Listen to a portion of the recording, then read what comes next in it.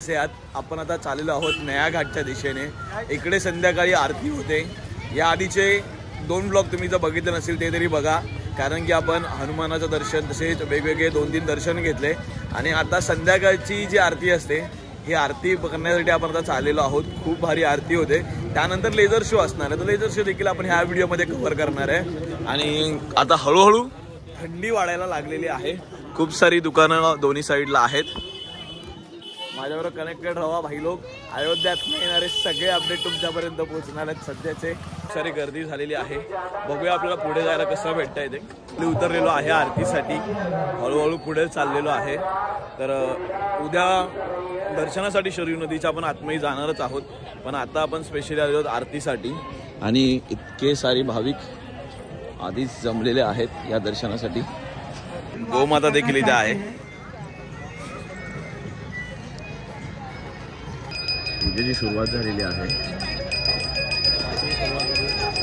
आणि आरतीला आरंभ तर थोड्याच वेळात होईल। ती पूजा करून घेत आहेत आणि आता इकडे लाईट गेलेली आहे, माहीत नाही का, बट आरतीची वेळ होताच लाईट गेली पुन्हा आली आहे।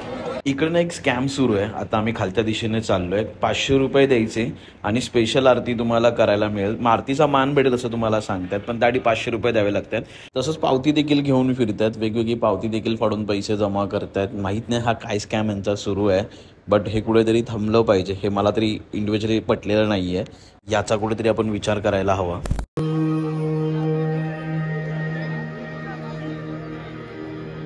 वक्रतुंड महाकाय सूर्यकोटि समप्रभा